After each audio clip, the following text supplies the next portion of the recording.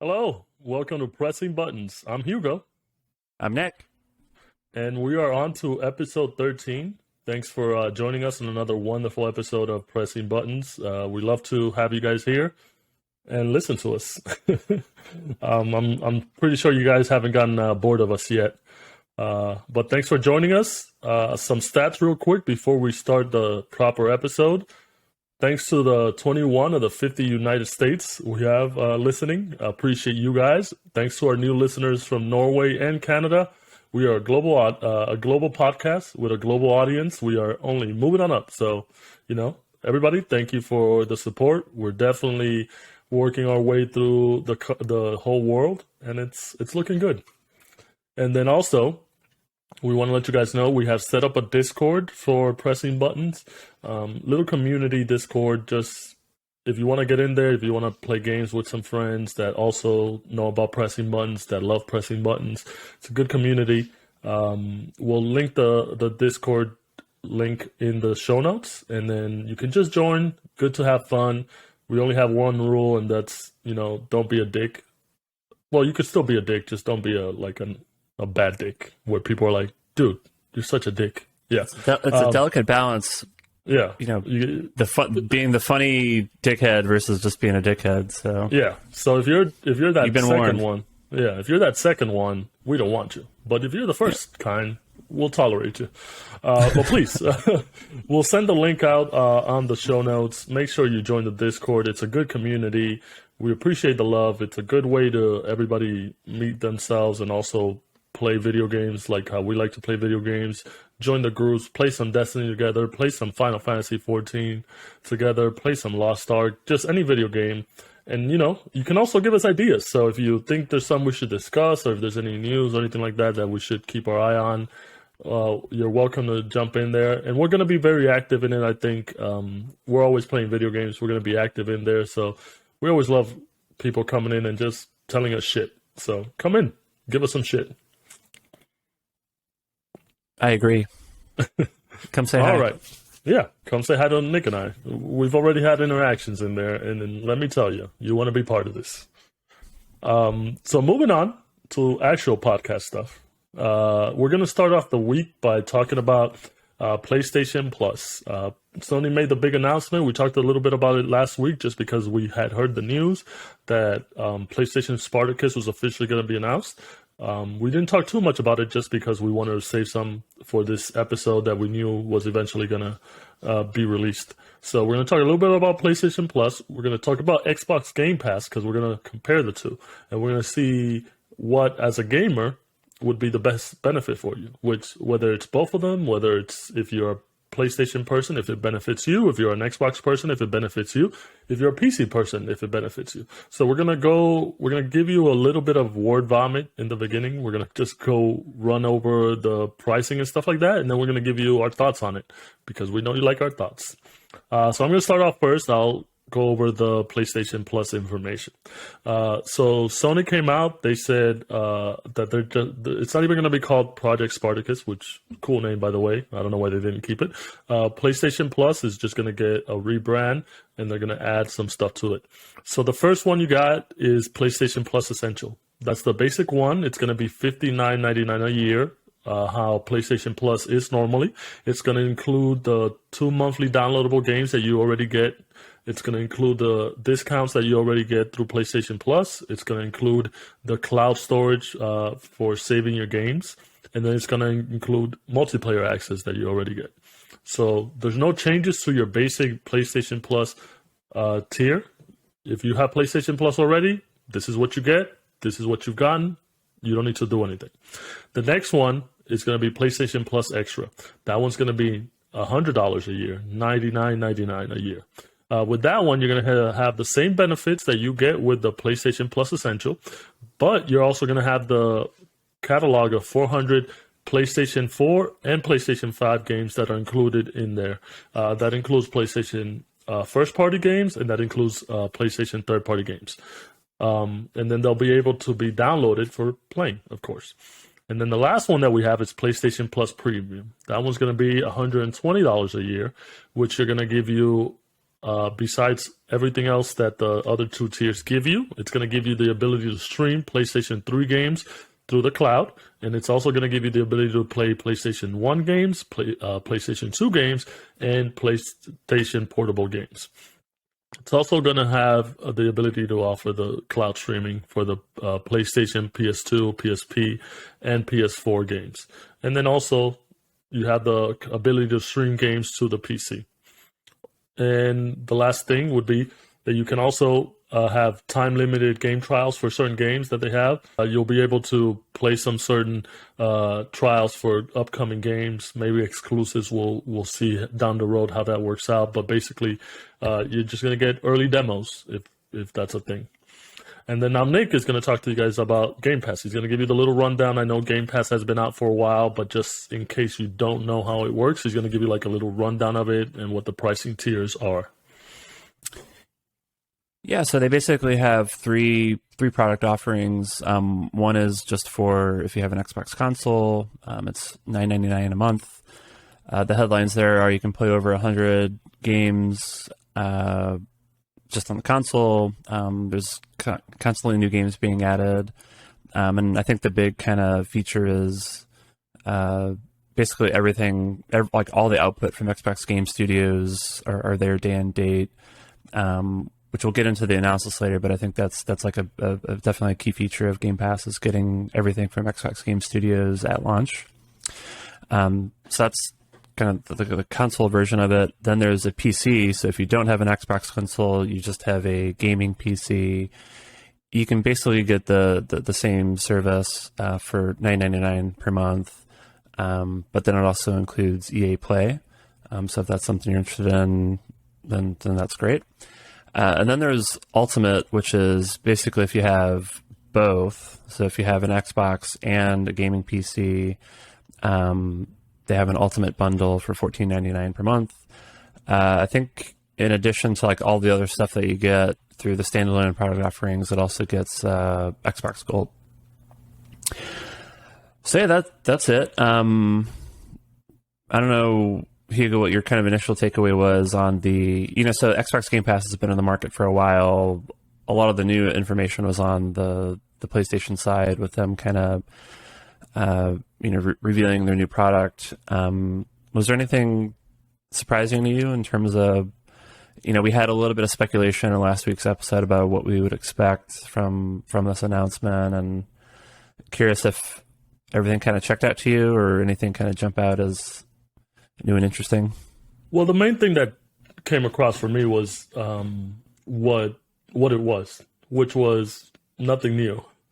If you did your research before, you could see that it's just basically PlayStation Plus, whatever you got out of PlayStation Plus, added with what Sony offered with PlayStation Now. And if you weren't familiar with PlayStation Now basically let you. It was a subscription service. You could basically play PlayStation 4 games, PlayStation 3 games, PlayStation 5 games. It's a cloud streaming service, but just for PlayStation titles and also third-party titles. But basically, PlayStation's answer to cloud streaming, which was just, these are our titles. It wasn't very popular, I would say. Maybe a lot of people had issues with the streaming side of it. It wasn't streaming very well. I know you maybe played, I think you played Bloodborne on PlayStation Now and you didn't enjoy it as much. Well, I think that's more specific to Bloodborne versus the PS Now service. But I did try a couple other titles too, and I thought the performance wasn't quite there. It wasn't as good as I would say Stadia in terms of like technical performance. Okay. So the main thing was basically it's just a combination of the two services. You have your PlayStation Plus, which obviously if you have a PlayStation and you want to play online, it's something you need. Over the years, they do offer some good games for free, which you have to maintain the subscription to be able to keep playing those games. But, it's just like any live service. You have to keep the subscription to be able to play online. I didn't mind that. PlayStation Now, I never really played it just because as the new consoles came in, there was really no desire from me to be able to play older games. Every now and then I would want to play something, but it's easy to download on PC or something like that. But yeah, that was the biggest surprise for me, where it was like something new wasn't revealed. It was just a combination of their services. And then the other big surprise was, which we kind of knew about because there was rumors, was that Sony wasn't going to be able to, that Sony wasn't going to offer their first party games day and date, opposite of what Microsoft does, where Microsoft offers and will be offering their first party games day and date when they come out on their service. And that's a big shift coming from Sony's side. They are leading the market in console sales as opposed to Xbox, so they may not necessarily need it. So I can see that as a business standpoint. And honestly, like, if it's a new game, I don't mind paying that 60, $70 to buy it if it's getting that good review and I love the series and the mechanics and stuff like that. But as a service, I would understand why Microsoft is offering that, and that's something that you would want to opt into. And one thing that we talked about, we were doing the calculations, and you have the PlayStation Plus with PlayStation Now, which is the PlayStation Premium, PlayStation Plus Premium, which yearly it's $120, and then we calculated the Xbox Game Pass Ultimate at $14.99 a month because they do monthly subscriptions. Yearly, it's $180. So it's a big shift, about $60 difference in pricing. So I guess, yeah, you do pay for that extra. And maybe down the road, if this doesn't work out for Sony, or if the demand for the first party games to be day and date released, I can see where maybe they'll offer another tier to combat that and adjust the pricing. So people will get those games day and date, and then also pay that extra money and make a profit off of it. What did you have any, like, is this what you predicted? What do you think Sony's doing? I had, I think, exactly zero surprise to the presentation. Yeah, I think if you go back to like what we were talking about in last week's episode, I think I used like the word streamline or something like that, where it's like I just kind of thought they were gonna streamline their product offering, make it like a little bit more simple and straightforward to market and promote to consumers. I didn't think that they were going to get, too creative with pricing or anything like that. So I think they literally just combined the two different services and added the existing price points together, and that's the price. So nothing too surprising there. The day and date thing, I think that was a pretty big focus for, whether they would actually include all, first party PlayStation studios, have those games there at launch. And I don't think anyone expected that. So I think that, again, that no surprise there. Yeah, I think the only thing, maybe this is more of a less so on the, like the actual like specs of the bundle. It's more on there's not a lot of clarity in terms of like all the like these game libraries, like exactly which games are going to be in there. So even if it's already like an existing like offering that if you have one of these services with PS Now, for example, like here are the games that you can get today. I thought it was kind of surprising that they didn't like actually like, and here are the games, or and here's when it launches, here's going to be maybe some of the new stuff that you're going to be able to access via the subscription offerings. So I know they'll provide more information later, but I thought I kind of would have expected them to talk a little bit about actual games in a game subscription offering. So yeah, no, that was definitely one of those things where you're like, okay, you're offering me this, but what's in it? But they did say 400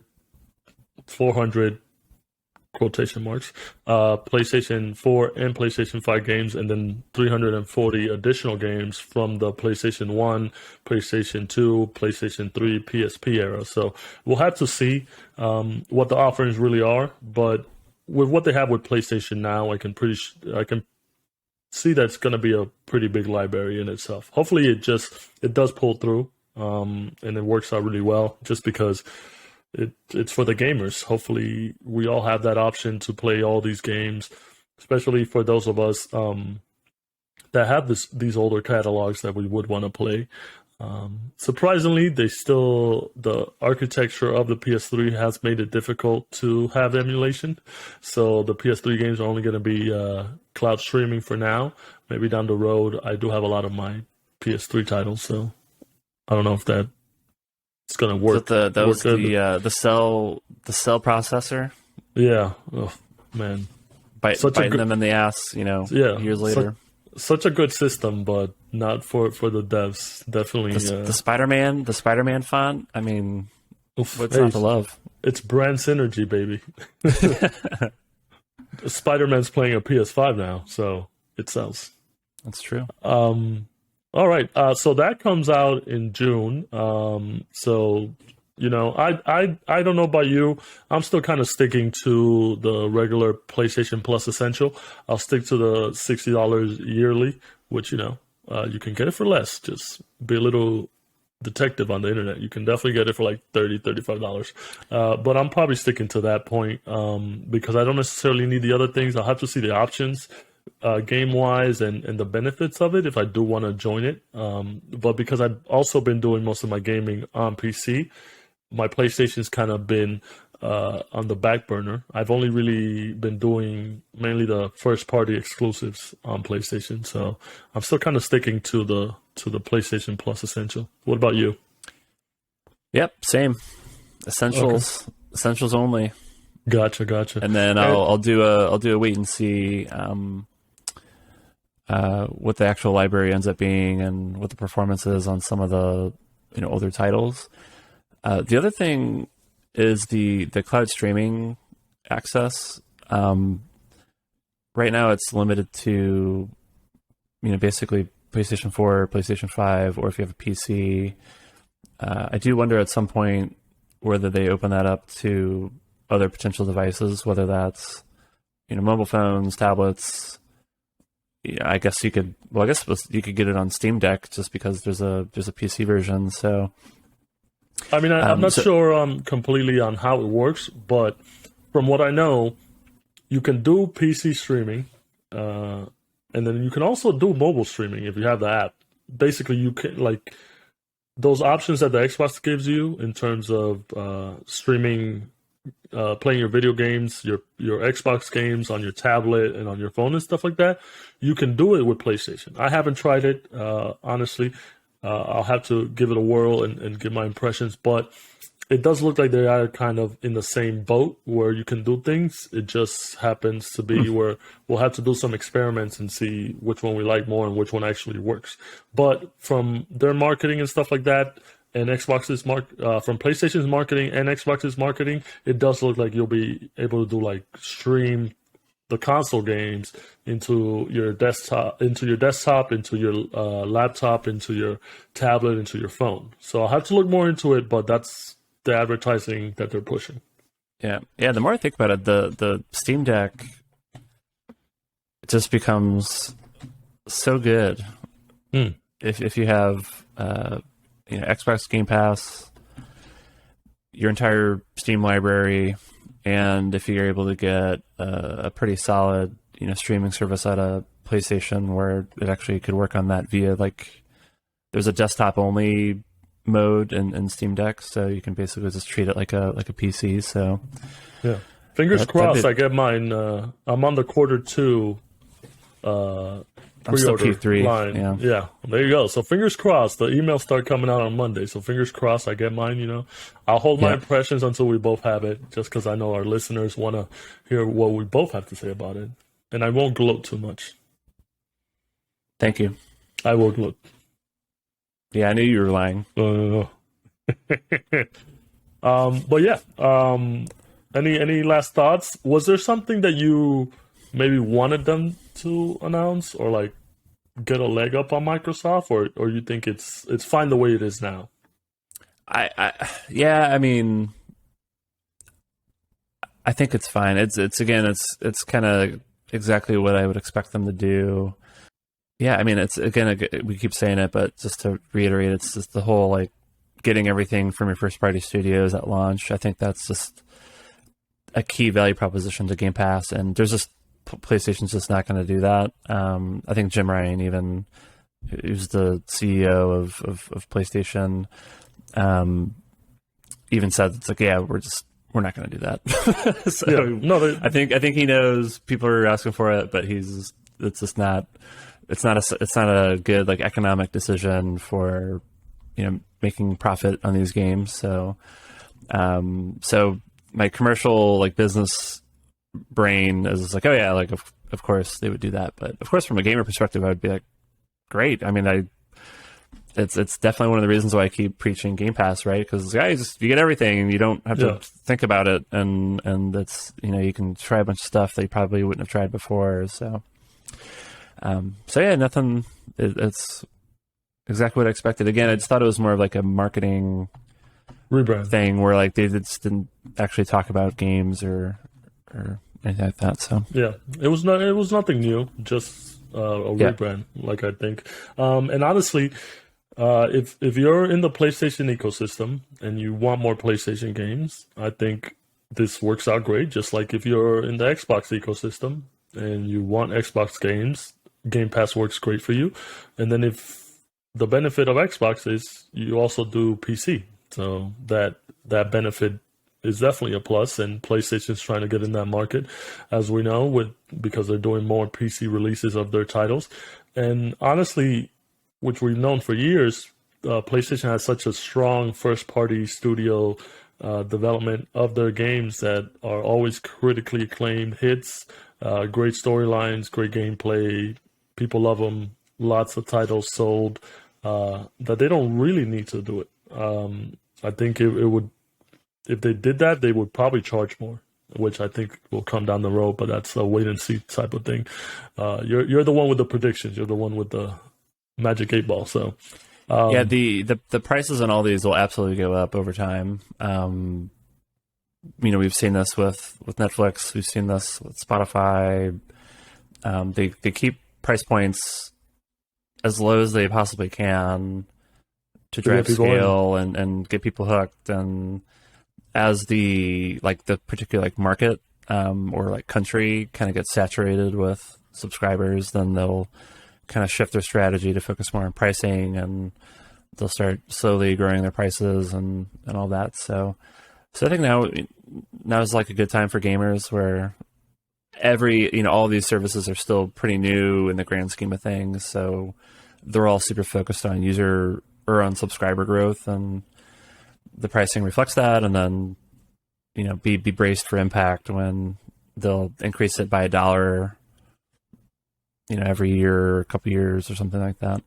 Yeah, my thing with that is I hope if they increase the price, there's always a benefit or an add-on, which lately that's not what they've been doing, like especially with some like Netflix, where they've increased the price but you don't get anything better. They actually take more stuff away, which is another story for another thing. Catch us up on our Netflix podcast. Yeah, wherever it's at, or catch us up on the Pressing Buttons Discord, where we'll be bashing Netflix. But yeah, we're not bashing that. I mean, I don't know if it's we're bashing Netflix subscription prices in the podcast. If you want to listen to this, okay, all right. Okay. All right. So that does it. Hopefully, you got the information that you needed from that. Whether you're a PlayStation fan or an Xbox fan or a PC fan, we're all game fans. So hopefully, you get more out of that. When do you think Nintendo responds to this? In 20 years. 20 years? Okay, I was going to say 30 years, but okay. You're giving them the benefit of the doubt. So exactly, I'm the optimist, you're the pessimist. This is how it works. Yeah. Nintendo's like, whatever. We'll get our subscriptions. Nintendo Online is going through the roof. Yeah. They don't even charge you $9 more a month, and you will get Ice Climbers. And I'll pay for that. Yeah. All right. So moving on. Next thing we wanted to talk about was Final Fantasy XIV. So obviously, as our listeners know, I told Nick that because I'm a fan of MMOs now, after Lost Ark has converted me to an MMO fan, that I was going to try Final Fantasy XIV. And honestly, I tried it. I I actually started before April. I think I started on the 31st. You and Ollie were online, and I was like, "What are you guys doing?" He was like, "Oh, we're on Final Fantasy XIV." I was like, "I guess I'm gonna join in." Initially, you're like, "No, I'm not doing that." Okay, It's I'm not doing April. that. Yeah. Yeah. I was like, "It's not April," but I was like, "I'm not doing anything." So I joined. I created a character. I'm loving it so far. I created Rothgar, silent H. The H is at the beginning. Yeah. There's also another H in there, but yeah. He's basically like a cat monster, cat person. A lion, Yeah, he's a lion. because there's He's a lion, separate man. there's a separate race that's like actual cat. Oh, actual cat people. So, Okay. yeah. Yeah. So he's a lion person. It was very tough. There was another class that I was looking at, which were the Gaiden, which are basically like Hulk-looking people. So it was pretty funny. I was like, should I pick the Hulk-looking people or should I pick the lion-looking people? And I like cats. I have a cat, so I was like, I'll go with the cat people. And then Again, it's not. I wouldn't say cat people because that's a different the class. lion people. All right, all right. I went with the lion people. I'll You're get better at going. this. You're trying to juggle. You're going big body, so you wanted Oh, yeah. a big character, and then you also wanted the feline element. So Yeah. that Which was your thought process. Which I found out later on that this is one of the most underrepresented classes, the Rothgar. So, one more of us, guys. One more of us. And then I chose Marauder, which I did not know at the time. My Sherpa, Nick, was like, yeah, he should be a fighting class. And it turns out he's like a support, but I could switch, so it's fine. And then we decided The Marauder is a tank, and I had it backwards. I just couldn't remember. Like I just misremembered the starting classes. I thought that yeah, would become a DPS, but it actually becomes a tank. yeah, which is fine because But I also knew it didn't really matter because you can change it. Yeah, once you get to level 10. The benefits of Final Fantasy XIV is that you can switch out. So definitely, I'm starting as a tank, but I'll keep my little journal and we'll let you know how it goes. Definitely going for that DPS. And the last thing we had to choose was the name. And what do you think we chose? Well, I chose Harry Tip. Great name, guys. How would anyone guess that? Like, you gotta get the show. If you get the show, Okay. Harry Tip. What was the other name that I was looking at? I forget. But we were looking at Harry Tip or some other name. But Harry Tip won the poll of 3 people. 3 people decided Harry Tip was the name to go with. So if any listeners out there play Final Fantasy, definitely look me up. Harry Tip, level 10 Marauder. I'm working my way through it. I haven't had a lot of time to play since I started. I got to level 10. I'm enjoying the game so far. Love the Final Fantasy world. Love its adventures. I'm excited to get in it. Month of April. I think we're going to hold off on doing Nick playing Destiny just because I feel like playing Final Fantasy is going to take up a lot more of our time playing that together. But the Destiny challenge is still on, so we'll get him to play Destiny down the road. For now, we'll just keep playing Final Fantasy and we'll keep you updated on when we switch over to Destiny. But going on that, now that we are into Final Fantasy, you want to let our viewers know about the next patch coming up, patch 6.1. Yeah, 6.1.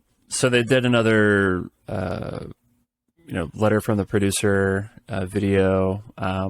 It was like so many hours long. Unfortunately, this one was only in Japanese, whereas for the last couple, they actually did it dual language, so they did it in Japanese and English. But I could see why they'd maybe like, oh, that's actually really hard to do that, and maybe they're gonna kind of pick and choose which ones they actually do that and not do it for all of them. So so this one was Japanese only, so I didn't watch it. I just kind of caught up with the news after the fact. There's so much stuff in it that we don't have time to talk through everything. So I would just say it's patch 6.1. It comes out on April 12th. So just basically next week we'll have a fresh patch, and this will be the first time there's new story content. So I'm looking forward to that because I basically beat Endwalker at the end of last year, and haven't had any story content to work with. So I'm definitely looking forward to this. I'll be playing it. I was going to be playing it a bunch, and then now I'm definitely going to be playing it a lot more now that Hugo now that Harry Tip has entered the chat. Oh. So Such a great name. I mean, Harry Tip saves the universe. yeah, I'm excited. I mean, I'm excited. I'm an MMO fan now, of course, but just like I love Final Fantasy, so you we're gonna be playing previously together. referred to yourself as an MMO freak. Yeah, Lost Ark has helped me through. Which That's crazy. yeah, That's a complete 180 versus the beginning of this podcast where you were clowning on me for being an MMO fan. So damn. people can change. Yeah, I used to be a piece of shit. But people can And change. then on top, maybe I'll add, and on top of the like new story content, they're doing a new system, which they previously talked about. They just provided more details, but there's a new system for buying real estate or buying property in the game. So that's something that I want to pay attention to. See if I could get a house. Yeah, I don't know if I can actually afford it, but I'm just fascinated by real estate markets, whether real or virtual. So I'll be paying pretty close attention to this one just to see how it all shakes out. And Gotcha. particularly, some of the feedback from the community in terms of just how they're like managing it.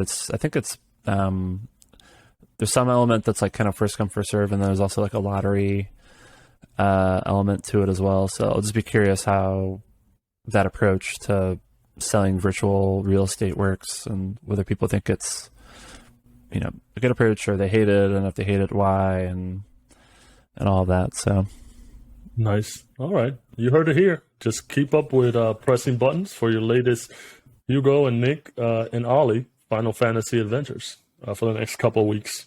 We'll definitely have a lot more to talk about on that end. So hopefully you're loving this content and you can ride with us. So if you're also starting out Final Fantasy, please jump in on the Discord and let us know.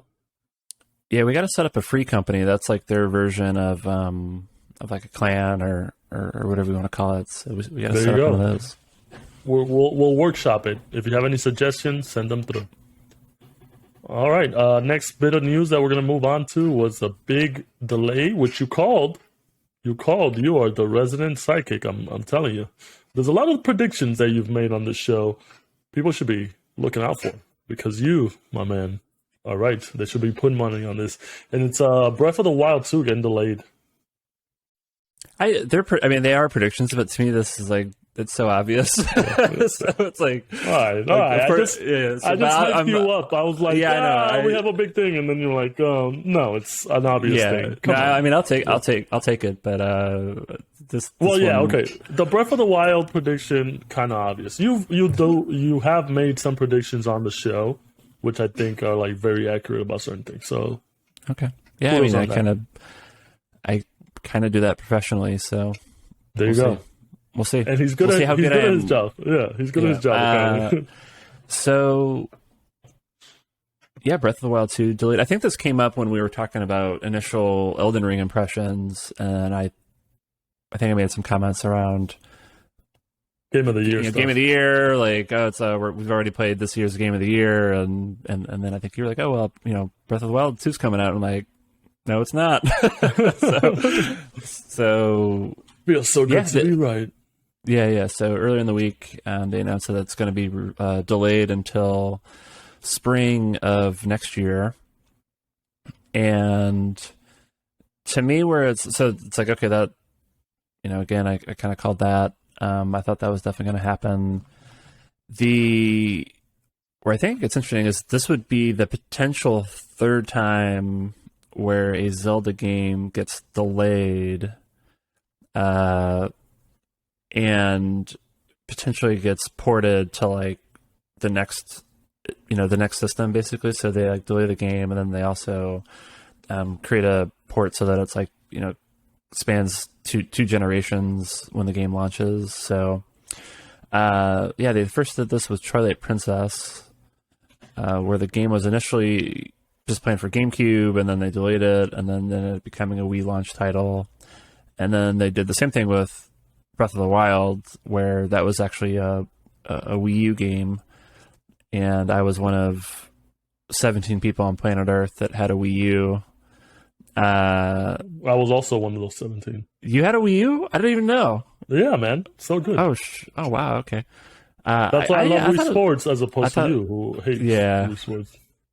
It was a good family console. That was a Wii game. No, that's a Wii. Oh, a Wii U. Yeah. Never mind. I did not have a I mean, that's exactly you. That's so good that you don't even know the system that I'm talking about. That was the successor to the Wii. It's what the Switch came to be, but they just didn't have the knowledge to make it a Switch. But I get it now. Yes, I did not have a Wii U. Yeah. Okay. Cool. All right. I was like, there's no way you had a Wii U, and I didn't know about it. Okay.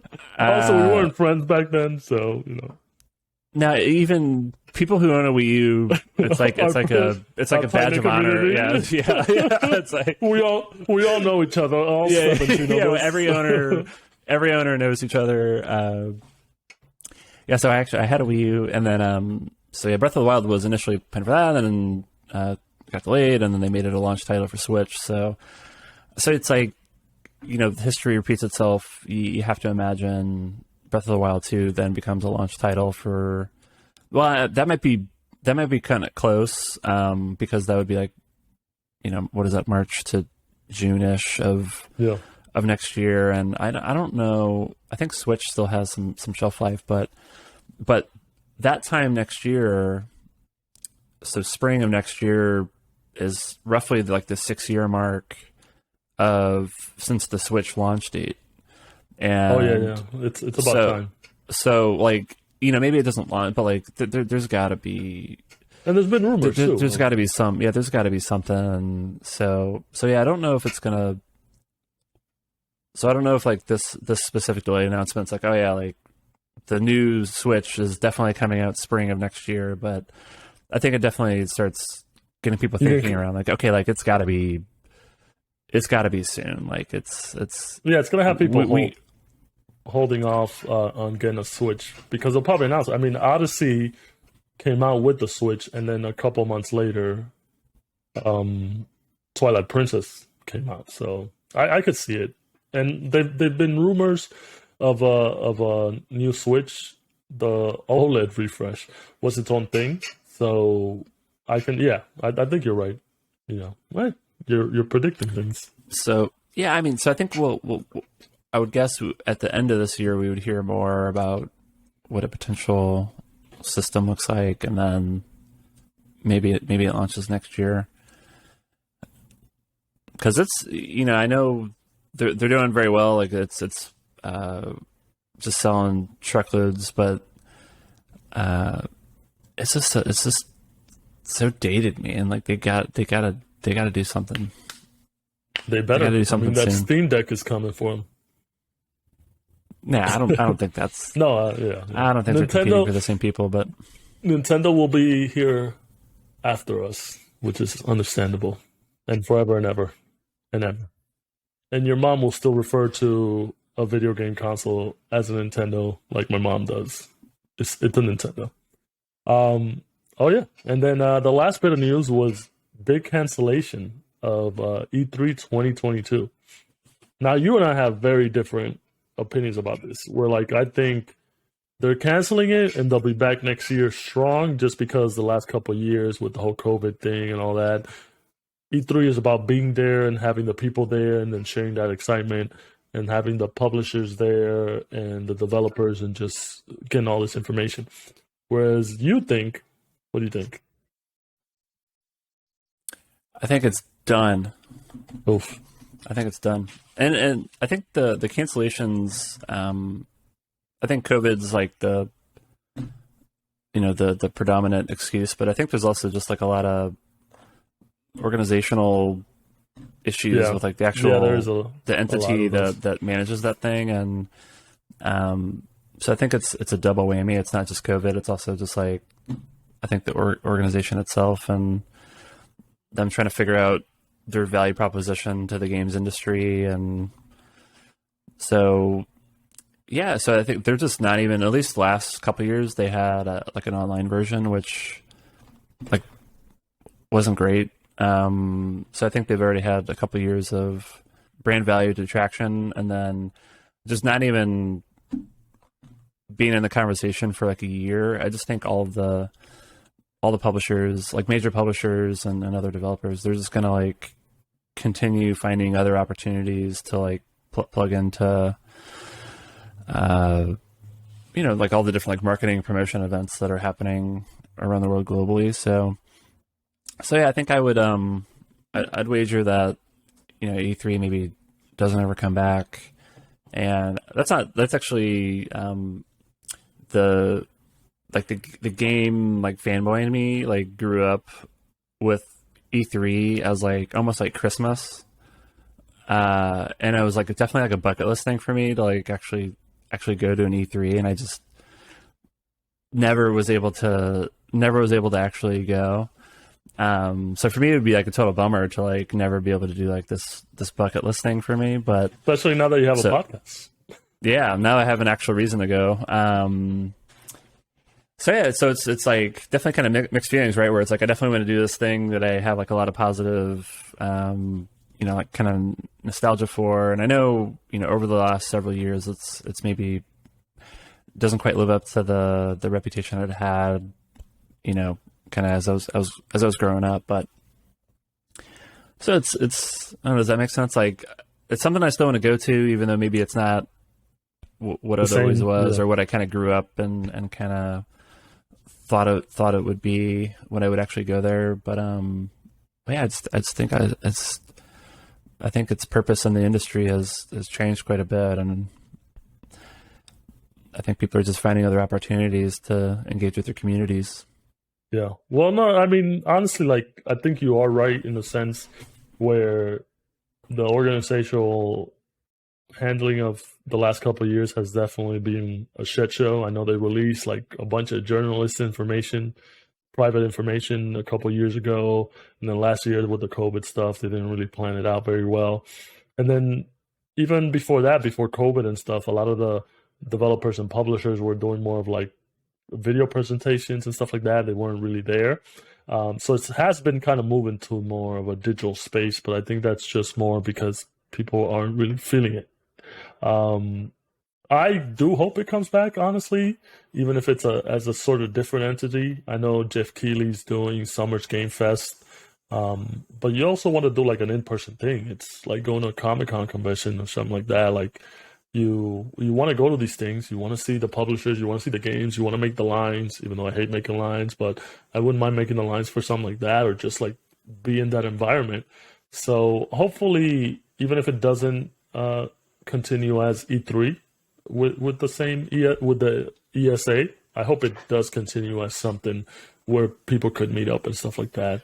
COVID has definitely taken a big toll on a lot of these in-person events. Hopefully, I think we can get back to that normalization of things, and we can still keep some of them. So fingers crossed, even if it's not E3, it's something else. It morphs into something better for us, better for the community, better for the publishers, developers. Because I do love looking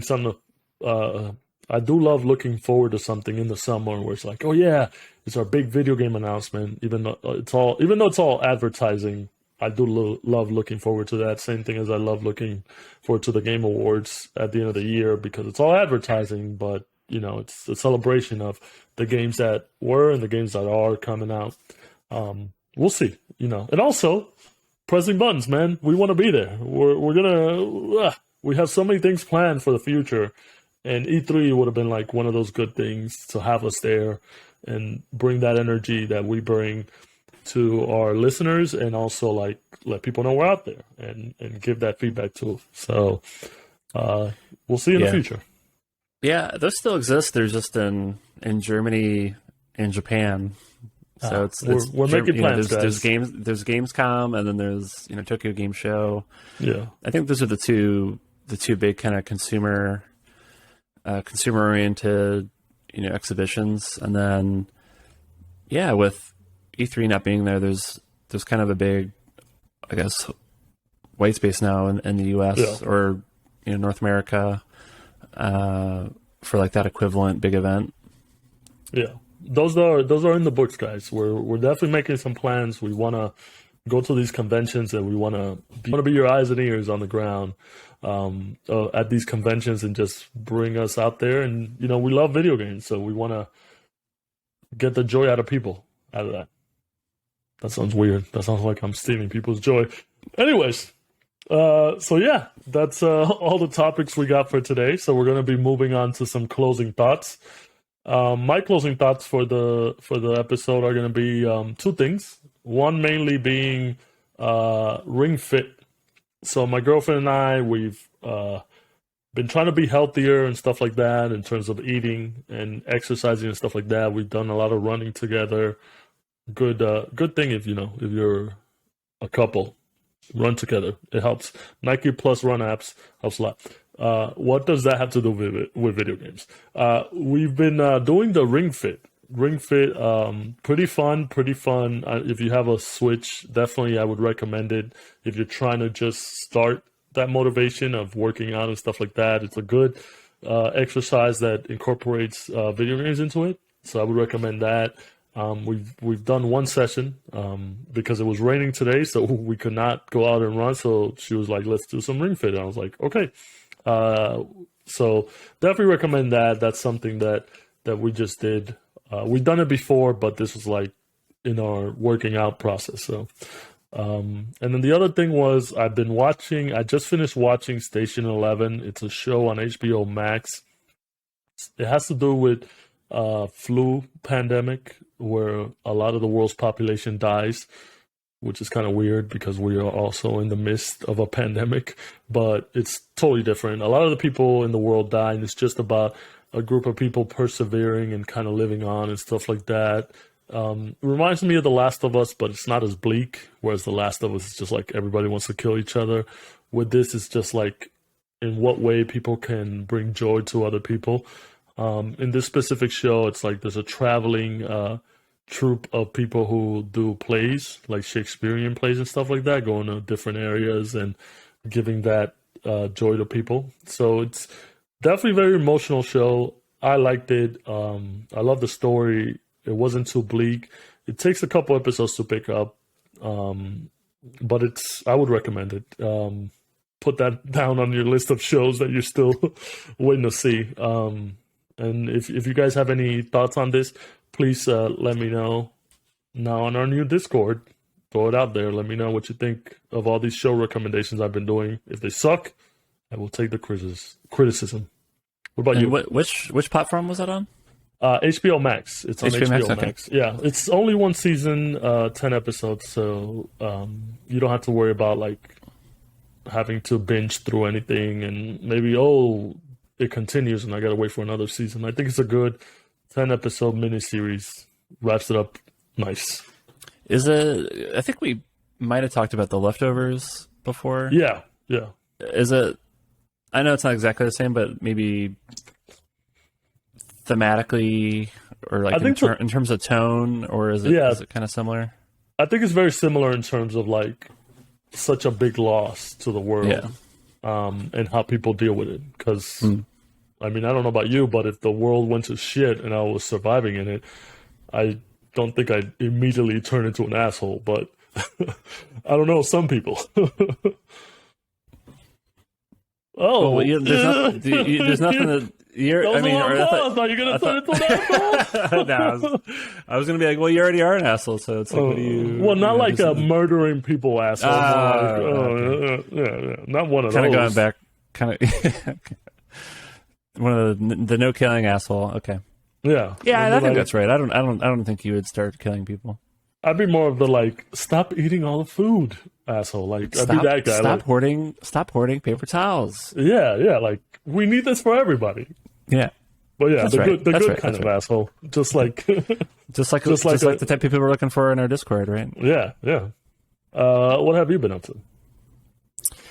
What have I been up to? So was this last week's episode where I declared that I've completed Elden Ring, and then Yes. I was free. So that was a lie. So I am not I am not free. I am not free from this game. I went right back into it and just started because when I played through the game, when I beat it, I would basically like look up things when I kind of reached like a blocking point where I'm like, oh, okay, like Yeah, yeah. I think it's normal for these games when you reach a block or just like you don't want to do something wrong to mess up the story, or just like, oh, what's Yeah. this NPC's quest or something like that. So I agree with you. So that was definitely my approach for my first playthrough. And then now that I beat the game, I'm still in like, I haven't gone on to like New Game Plus. I'm still in first game. But I'm using like a lot of guides to be like, here's where to find all like the legendary equipment and weapons and all that. And some of the NPC quests are like, like you just have no idea. Or at least I would like I never would have figured out exactly how to progress like certain. I don't think like, anybody would NPC without... quest lines. Yeah, so it's like, so I'm kind of going through that and beating the game, or beating like most of the I'm still I'm not gonna like 100% it or get a platinum or trophy or whatever, but I want to get a little bit. Like there was two like big bosses that I just didn't play.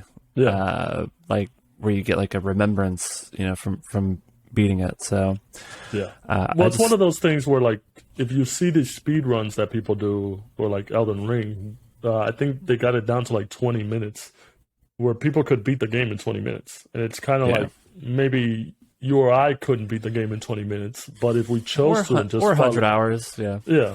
If we chose to just go through the main storyline, there's so much of the world that you miss, and bosses and things that you could do.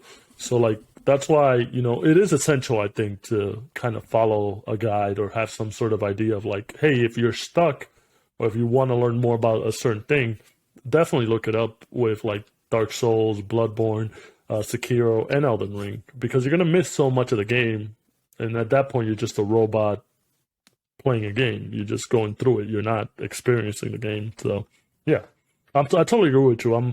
I'm close to the end. I know I'm close to the end because I only got like one Elden boss, but then I decided to do the same thing. I was like, let me find out what I've missed or what big areas I missed. So I'm kind of going back. I'm at 104 hours. So I think by this week I'll beat it, but I'm just clearing up and making sure I don't miss like the big things. Yeah. So I put in more time into Elden Ring. Spooled up Final Fantasy XIV for the first time in a while, trying to get ready for the patch. And in terms of TV, I'm curious if you have any thoughts on this. So my wife and I have been looking for like what's like a show with a lot of content that we can just, whenever we want to watch something, we just always have a show that we can watch. And well, for me, it's Seinfeld, bro. Seinfeld's like my thing, where I just watch Seinfeld over and over because I know Seinfeld so much. So what'd you find? So we started. It's Always Sunny in Philadelphia. Oh, that is also great. Which I've seen episodes, every once in a while, like over the last 10 years. Like I would like kind of for some reason catch an episode randomly, but now we're like, okay, let's start from episode 1. Yeah. And when there's a lot, I think it's like it's one of, if not the longest, like running like live action television series. So so that's, if we like the show, then that's a slam dunk, just like show that we'll have for a long time, just to throw on like whenever we want to check something out. So, and I was, I think the first season was in like 2005 or something like that. And they didn't even have Danny DeVito on it. He didn't come in until season 2. Yeah. So I was like, okay, how well is this going to hold up? That was a really long time ago, and I think there's certain elements of episodes in season 1 that probably like wouldn't wouldn't land well Mm. today, like at all. But so if you kind of adjust for that, like I was actually like I thought the episodes were great. So it's like if it's already like that strong in season 1, and like Yeah. I'm pretty excited about it. So I think find a new show there. So I think I've seen all of Sunny, and I just recently, a couple months back, did a whole rewatch. I think it's a great show. Definitely, if you look back on it from now, it doesn't hold up. Where it's like, "Ooh, this is questionable," especially in this cancel culture type thing.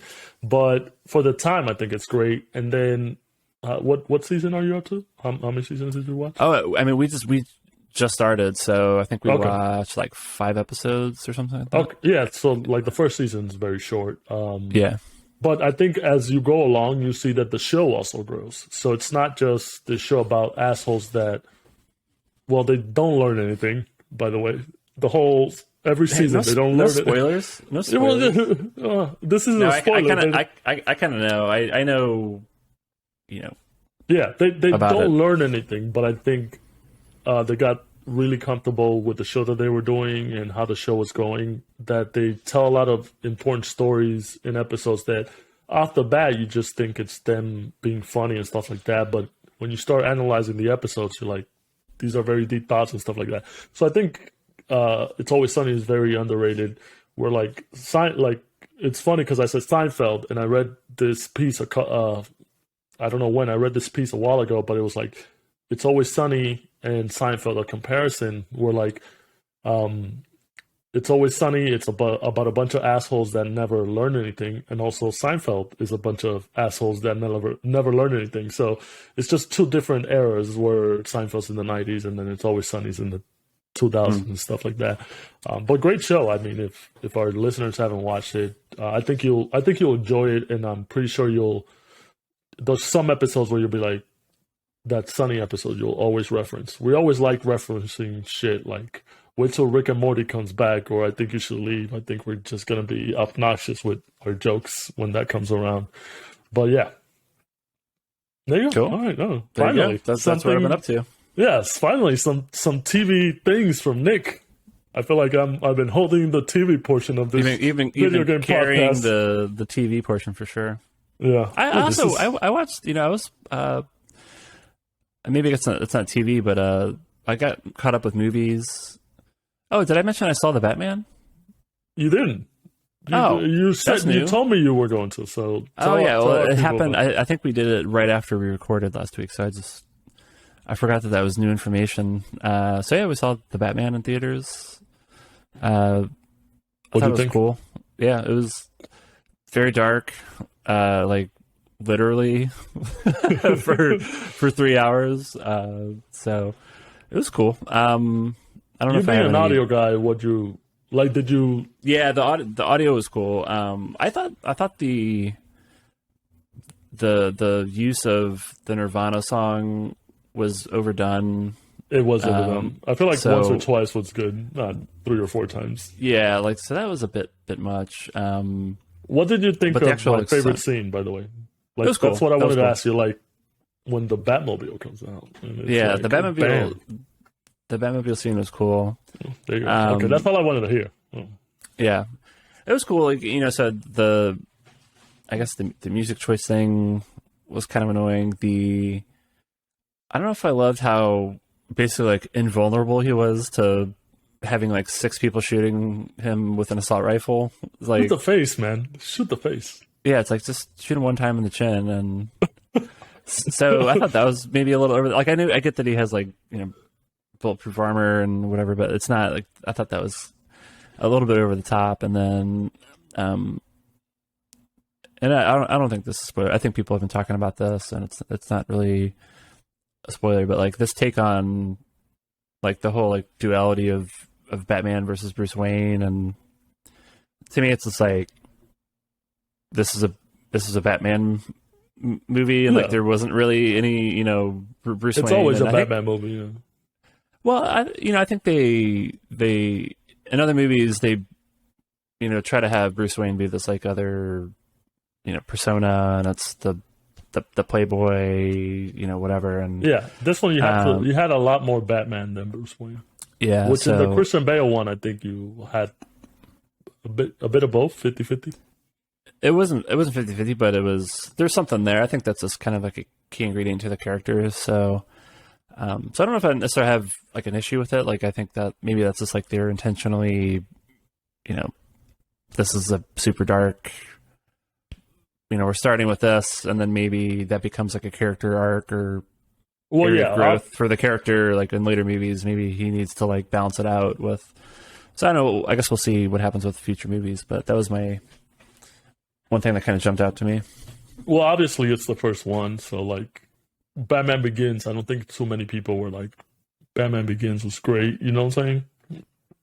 But I think Batman Begins is incredible. What do you mean? No. But I'm saying at the time when you see it as a trilogy with Batman Begins and The Dark Knight and The Dark Knight Rises, you don't see it where like I think there was a very mild reception to Batman Begins, and then The Dark Knight came out and you were like, oh yeah, oh man, I'm invested in this universe and in the villain and Batman and Bruce Wayne. And then Dark Knight, which was, I would say it wasn't the weakest. I think Dark Knight obviously greatest, and then you have Begins and then Rises. Those are two, but it was a great trilogy. So I think it's obviously they're setting it up for more with Barry Keoghan, whatever his name is, as the Joker and stuff like that. I'm glad that they're gonna dive deep into the Arkham universe. Just reading comics and playing the video games, like that's a thing that hasn't really been explored. They talked about Arkham, so I'm glad. But yeah, ooh, what a meaty episode! A lot of thoughts. Yeah, this is a meaty episode. If you stuck through this, whatever the time turns out to be, thank you, I guess. You stuck through us just bullshitting, but that's what we mostly do. We love talking about video games and then other stuff, but we appreciate it. Join the Discord, join the conversation, give us any hints, any tips, any things you would like us to talk about, or anything you have your mind to. We're always we're there with the community, so please talk to us. Come join the Discord.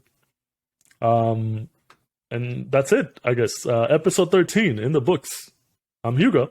Lucky number 13 in the can. No, 13's not lucky. Oh, okay.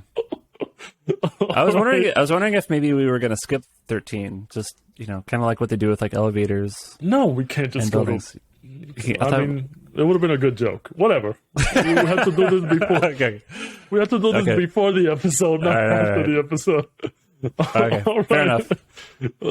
Thanks for joining us, guys. We'll see you on the next episode. Bye. Later.